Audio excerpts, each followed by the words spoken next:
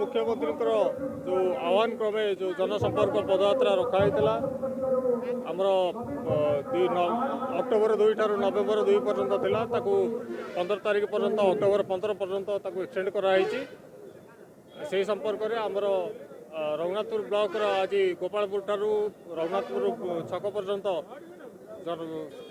विशाल जनसंपर्क पदयात्रा रखाई से बहु संख्यार माँ मैंने जोगदे आमर ब्लॉक सभापति ब्लॉक चेयरमैन आमर महिला सेवानेत्री आमर जिला परिषद आमर सरपंच पीएसओ मैंने समस्त उपस्थित रही आमर जनसंपर्क पदयात्रा को आगे बढ़ी। देखु आमर लोकप्रिय सारा ओडिशार 4.5 कोटी लोकंर जी हृदयर स्पंदन माननीय मुख्यमंत्री नवीन पट्टनायक आह्वान क्रमे आज समग्र राज्य रे 314 कोटी ब्लॉक रे प्रत्येक गली कंदी रे जनसंपर्क पदयात्रा करा जाउची। यार आभिमुख्य होउची सरकार जो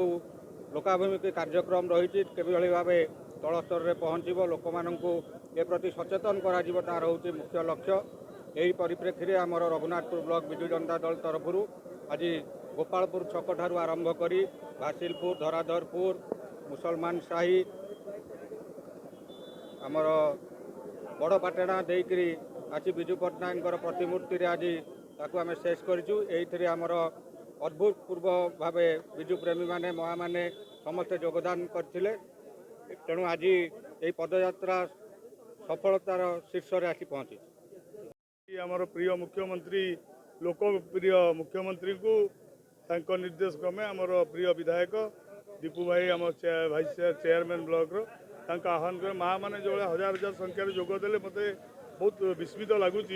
माने कि योजना माँ मान पाखे सब पहुँची से केते खुशी आम सब पंचायत दायित्व मो झील दायित्व नहीं मुझे भितर देखुची एत योजना सकाल टू संध्या जाए आपड़ जब कम करेंगे एत योजना को आम भावुचे 5 वर्ष कम्प्लीट करूँ ना तेणु सब धन्यवाद दे आसी मुख्यमंत्री एभली चिंताधारा ओडिशा कर पाखे आम चिर ऋणी हो रही। मो ना शुभ्रकांत जेना तीर्तोल निर्वाचन मंडली छात्र सभापति अच्छी माननीय मुख्यमंत्री निर्देश में तीर्तोल निर्वाचन मंडली रघुनाथपुर ब्लॉक ब्लॉक सभापति तत्वावधान आज जनसंपर्क पदयात्रा बा तीर्तोल मान्यवर विधायक साधारण जनता सहित पदयात्रा संपर्क स्थापना कले आम समस्ते साफल्य मंडित कलु सबू महिला युव छात्र विजु जनता दल वरिष्ठ कर्मी माने समस्ते समस्ते आज सहयोग कले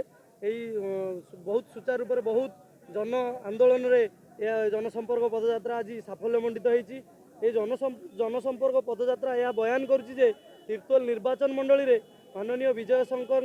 जो नेतृत्व अच्छी साधारण लोक बहुत उत्कंठार सह स्वागत करुँच एवं आगामी दिन में विजु जनता दल जो कार्यधारा रही